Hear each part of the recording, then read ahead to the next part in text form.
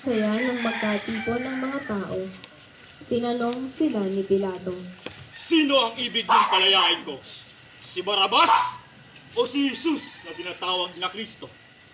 Alam ni Pilato na inggit ang nag-udyok sa kanila na dalhin sa kanya si Jesus.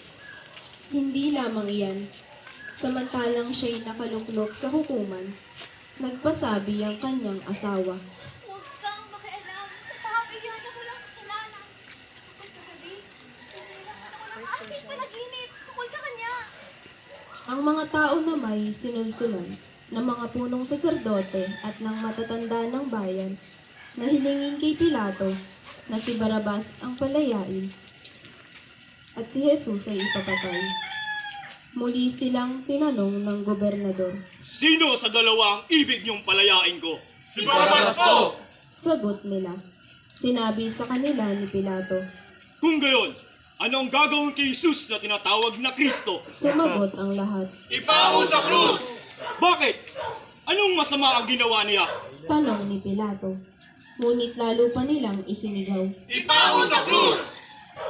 Nang makita ni Pilato na wala siyang magagawa at malamang pang magkagulo ang mga tao, nagpakuha siya ng tubig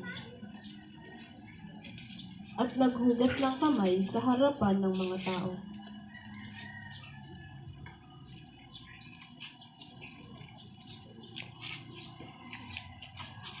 Wala akong pananagutan sa kamatayan ng taong ito. Bahala kayo!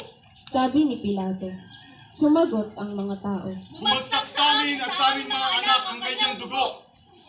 at pinalaya niya si Barabas.